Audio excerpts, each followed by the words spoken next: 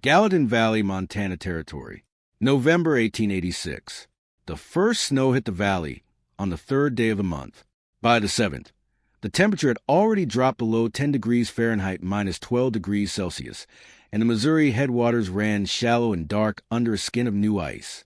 Every homestead in the valley had the same look that time of year. Smoke rising hard from stone chimneys, wood piles stacked chest-high against the cabin walls, horses crowded into log stalls. Men chopped, women banked fires. Children were pulled in from the fields. Every homestead, but one, on a low slope at the valley's eastern edge, where a hillside of lodgepole pines met a dry creek bed, there was a structure that most travelers passed without a second glance. From the road, if you could call it a road, it looked like a collapsed bank of earth with a single wooden door set into it.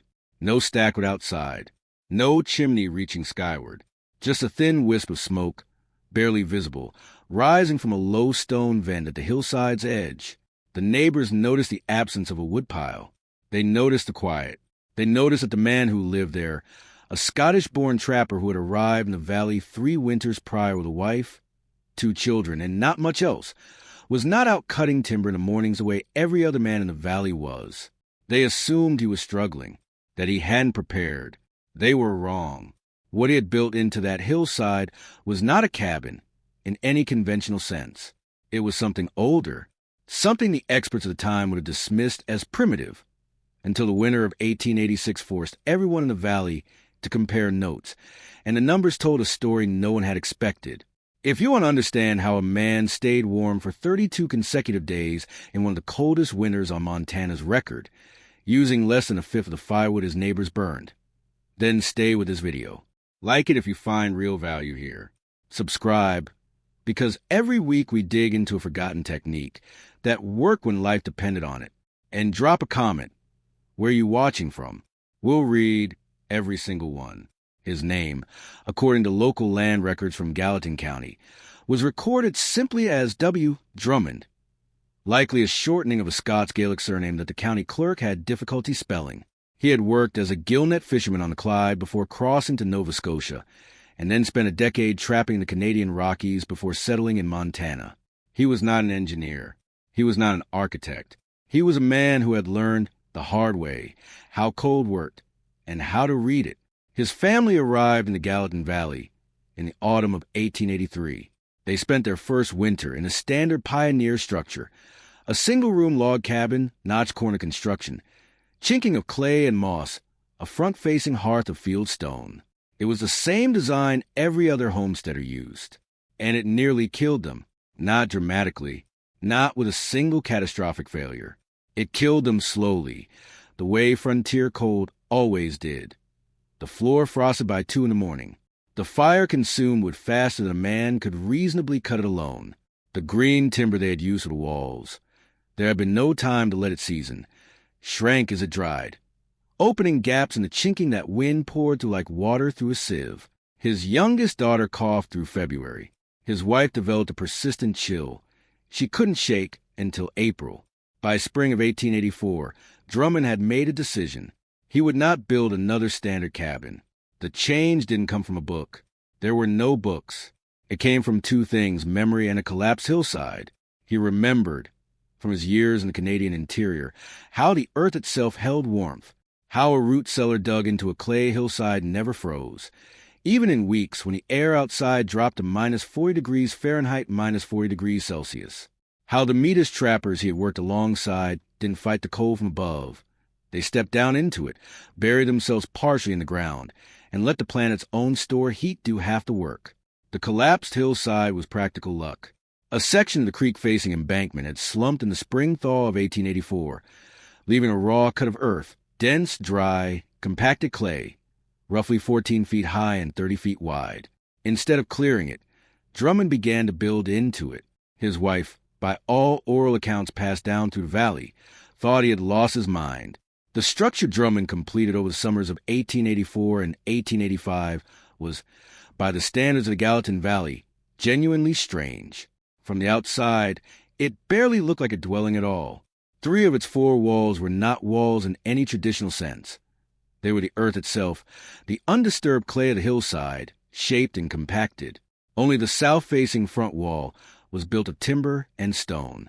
The roof was a low-pitch frame of lodgepole pine covered with sod, 12 inches 30 centimeters, of living earth, which, by the second summer, had grown back into grass so completely that from 30 yards away, the structure was nearly invisible. It looked like a slight irregularity in the hillside, a trick of shadow. The inside was a different world. The floor was stone, flat limestone slabs, each 2 to 3 inches, 5 to 7 centimeters, thick, set directly onto a 4-inch, 10 centimeters bed of dry sand. Beneath the sand, Drummond had laid a shallow serpentine channel of stacked fieldstone, a heat duct running roughly in an S shape beneath the entire floor area, approximately 16 by 20 feet, for 0.9 by 6 m. This channel connected at one end to firebox and at the other to the exterior vent. The firebox itself was positioned in the structure's northeast corner, deliberately asymmetrical to room, and built of dense sandstone. It was small by frontier standards. The firebox opening was only 14 inches wide by 10 inches tall, 35 by 25 centimeters. This was not a mistake. A smaller firebox forces a hotter, more complete combustion, less unburned gas, less creosote, more heat transferred to the stone mass surrounding it. That sandstone mass was the heart of the system. The firebox was encased in a block of stacked stone roughly 3 feet wide by 4 feet tall, 91 by 122 centimeters, totaling, by a rough estimate based on the dimensions, somewhere between 1,800 and 2,200 pounds, 820 to 1,000 kilograms of thermal mass. Stone, unlike iron, does not radiate heat instantaneously. It absorbs it slowly, holds it for hours, and releases it gradually long after the fire has died. The exhaust from the firebox did not go straight up a chimney. It traveled down and sideways first, moving through the serpentine channel beneath the floor, heating the limestone slabs from below, before finally rising to the low exterior vent at the hillside's edge. This is a principle sometimes called a contraflow heat exchanger. The exhaust gases give up most of their heat to the floor mass before they escape. By the time the smoke exited, it was barely warm, which is why almost no smoke was visible from the road. The entrance was accessed through a covered tunnel, roughly 8 feet long, 2.4 meters, oriented due south. This tunnel served multiple functions. It blocked direct wind penetration. It housed a firewood supply, keeping it dry and allowing it to pre-warm before combustion. And it created a buffer zone between the interior and the exterior, functioning like a natural airlock. The south-facing front wall had one window, set high and small, 14 by 18 inches, 35 by 46 centimeters, positioned to capture low winter sunlight during midday hours, when the sun's angle in Montana in December allows for direct passive gain even with a small aperture. To anyone walking past, it was a hole in a hill, an embarrassment, a sign that the Scotsmen had given up on building properly. No one in the valley made a formal fuss. That was not how frontier communities operated. There were no zoning boards, no inspectors, no public forums. But there was talk, and in small communities, talk carries the weight of law. The carpenter who had helped several other families in the valley build their log cabins, a well-regarded man named Halverson, who had come from Wisconsin and built structures from the Great Lakes to the Rockies, rode past the Drummond property in the summer of 1885 while the finishing work was still underway. He stopped long enough to look. He did not stop long enough to ask questions. A proper man builds above the frost, he told someone later, according to an account shared by a valley resident in a letter preserved in a local historical society. Not below it. The sentiment was common. Frontier construction philosophy in the American West of the 1880s was almost universally vertical. You raised a structure. You fought the cold from a position of height and solidity. The earth was what you built on, not what you built with. A home you buried yourself in was a home that could flood, collapse, rot, trap its occupants, or cave under snow load. It was not a home. It was a grave with a door. Others were less formal in their assessment. A neighbor who ran a small cattle operation to the north reportedly called it a groundhog hole. Another suggested, not unkindly, that the Scotsmen had spent too many years in the bush and forgot how men were supposed to live. One phrase, repeated in multiple oral accounts from the valley, became a kind of informal verdict. That hole will flood in spring or freeze him in winter. Either way, Drummond, by all indications, did not argue. He nodded, said little, and went back to work. He had spent the better part of 2 summers building a structure that his community had already written off. He was not building it to prove a point. He was building it because he had felt what the alternative felt like, and he had no intention of repeating that winter. The test was coming. He didn't know exactly when. In Montana, you never did. The winter of 1886 to 87 is remembered in Montana historical records as one of the most severe on record for the northern Great Plains. Ranchers called it the Big Die-Up. Cattle losses across the territory ran into the hundreds of thousands. The combination of a brutally hot and dry summer, which had left little grass for grazing, followed by an early, ferocious winter, created conditions that broke men, herds, and fortune simultaneously.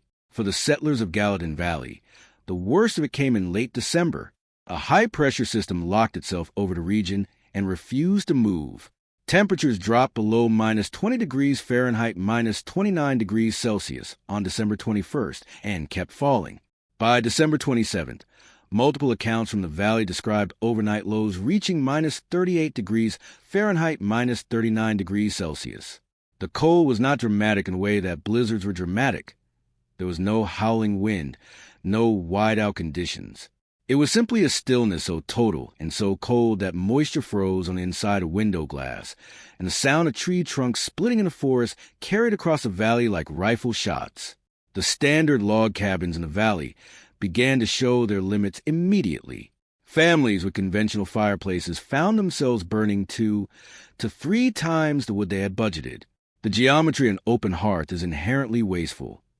Radiant heat leaves a firebox in all directions simultaneously, and most of it goes straight up the chimney with the exhaust gases. At minus 38 degrees Fahrenheit, the cold infiltrating through log walls and gaps and chinking overwhelmed what even a roaring fire could replace. 2 families on the valley's west side burned through their entire winter woodpile before January was half over. The smoke problem worsened the situation. At extreme temperatures, temperature inversions could prevent chimney draft from drawing properly. Smoke backed up into interiors. At least 1 family in the valley abandoned their cabin for 3 days during this period, moving into their own hay barn because the air inside the cabin had become unbreathable. Halverson, the carpenter, burned 11 cords of split pine between December and February. He kept his family alive, but only by maintaining a fire around the clock and sleeping in rotation, so someone was always awake to feed it. None of this was happening to the Drummond family. Stay with me, because the number that came out of that shelter will permanently change how you think about heat, cold, and what insulation actually means. We're almost there. The comparison became visible in January, when a neighbor named Peterson, who ran a small trading post at the valley's southern end and was, by temperament, more curious than most, stopped at the Drummond property to check on the family, and found himself standing in a room that should not have been possible. It was mid-morning. The fire in the corner firebox had been out since the previous evening. The outside temperature was minus 31 degrees Fahrenheit, minus 35 degrees Celsius. Peterson later described the interior temperature as warmer than my own cabin with a full fire going. He had no thermometer, but another visitor to the property that same January, a circuit-riding doctor who did carry a small glass thermometer, recorded an interior reading of 48 degrees Fahrenheit, 9 degrees Celsius on a morning when the ambient outdoor temperature was minus 38 degrees Fahrenheit, minus 39 degrees Celsius. That is an 86 degree Fahrenheit differential, 48 degrees Celsius, between inside and outside with no active fire. The earth walls, 18 to 22 inches, 45 to 56 centimeters, of undisturbed compacted clay on 3 sides, were not just blocking cold. They were radiating stored thermal energy back into the space, slowly, continuously, the way a stone retains the warmth of an afternoon long after the sun has set. Below ground level, the soil temperature in Montana's Gallatin Valley in December holds between 32 degrees Fahrenheit and 38 degrees Fahrenheit, 0 to 3 degrees Celsius, well above the ambient air temperature during extreme cold events. The earth was not warm, but compared to minus 38 degrees Fahrenheit, it was a furnace. The floor system compounded the effect. The limestone slabs, heated from below by the serpentine exhaust channel during the evening fire, retained measurable warmth for 6 to 8 hours after combustion ceased. Drummond's family woke on the coldest mornings to a floor that was still releasing heat from the previous night's burn. The wood consumption figures, reconstructed from Drummond's own records and later community comparisons, tell the clearest story. Over the 32-day period from December 21st to January 21st, Drummond burned approximately 0.35 to 0.4 cords of dry firewood. Comparable-sized households in the valley, with similar family sizes of 3 to 5 people, burned between 2.4 and 3.1 cords in the same period. The difference is not marginal. It is a factor of 6 to 8. The firewood he did burn was pre-dried in the entrance tunnel, which raised its combustion efficiency significantly. Green or damp wood burns at roughly 40 to 50% efficiency compared to properly seasoned timber. Drummond's tunnel stored wood was, by the time it reached the firebox, already warm and dry. More heat per pound, less smoke, less creosote buildup in the exhaust channel. The small firebox opening, the one Halverson had implicitly criticized as undersized, was, in fact, the correct size for the mass of stone it was heating. A larger opening would have produced a faster, cooler burn, moving heat up and out before the stone could absorb it. The tight geometry forced the fire to burn slow and hot, transferring the maximum possible energy into 1,800 pounds of sandstone before the exhaust gases were allowed to escape. No family member fell ill during the winter. No night required anyone to rise and tend the fire after 10 in the evening. The children slept through the worst cold event in a generation without waking from the chill. The shift in the valley's opinion was not sudden. There was no moment of public reckoning, no gathering where Halverson stood up and admitted he had been wrong. That is not how practical knowledge moves through frontier communities. It moved through questions. Peterson asked first. He came back in late January, this time with a notebook. He spent 2 hours with Drummond going over the floor channel system, the firebox geometry, the tunnel entrance orientation. He sketched what he saw. He was not, he explained, trying to build what Drummond had built. He just wanted to understand it. By February, 2 other families from the valley's northern end had visited. One of them, a couple who had nearly abandoned their homestead in December when their chimney failed, arrived wanting to know if there was any version of the tunnel entrance or the earth berm they could attach to an existing cabin. Drummond walked them through what he thought was possible as a retrofit. Local accounts suggest they spent the following summer adding an earthen berm to 3 sides of their cabin and building a covered woodshed tunnel at the entrance. The carpenter Halverson did not visit in person, but by the winter of 1888, he had modified his own woodshed, repositioning it against the north face of his cabin as a windbreak and thermal buffer, and adding a shallow stone base beneath his firebox to extend radiant heat downward into the floor. Whether he arrived at this independently or heard it from someone who had visited Drummond is not recorded. The result was the same. Oral histories gathered by a regional historical society in the early 1900s suggest that by the winter of 1889 to 90, at least 9 homesteads within a 12-mile, 19 kilometers radius of the Drummond property incorporated some element of his approach: earthen berms, covered entrance tunnels, subsurface heat channels, or larger thermal firebox masses. None of them reproduced his design exactly. Each adapted it to their materials, their hillside, their family-specific geometry of survival.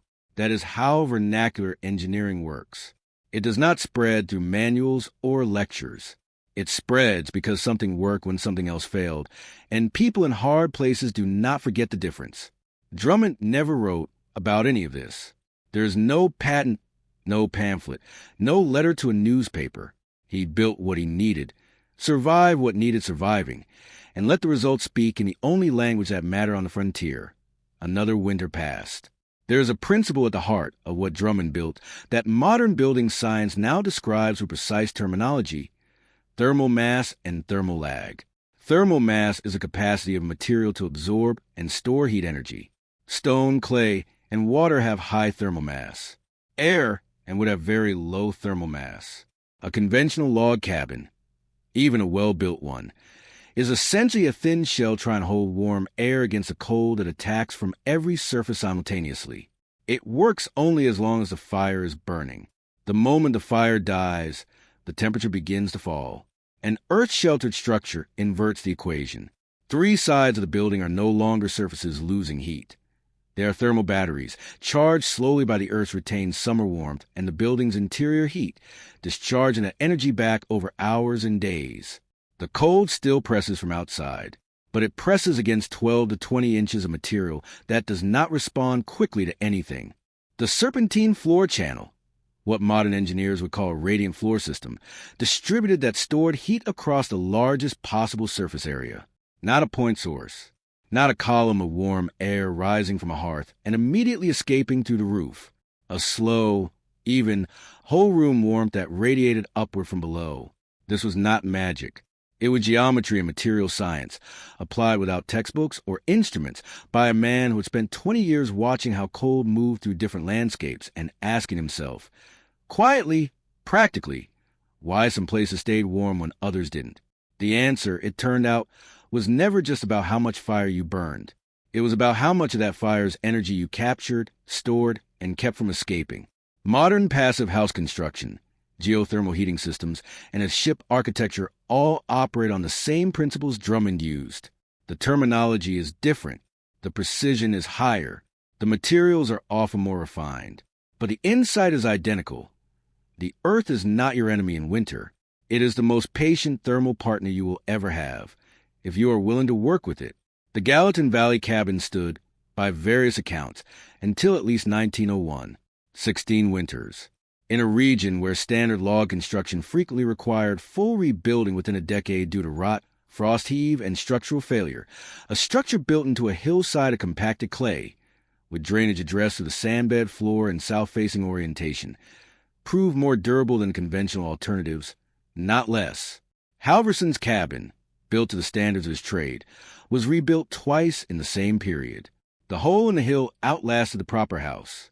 That is a kind of result that does not require a speech. It simply requires enough time and enough winters to become undeniable. The techniques described in this video are presented for historical and educational purposes. Earth shelter construction, thermal mass systems, and subsurface heat channels involve structural, moisture, and ventilation considerations that vary by soil type, climate, and local conditions. Always consult qualified engineers and comply with local building codes before attempting any construction project. If this changed how you think about heat and shelter, hit that like button. Subscribe for a new technique every week, drawn from the people who survived before there were experts telling them how. And leave a comment. Where are you watching from, and what is the coldest winter you have ever lived through? We read every single one.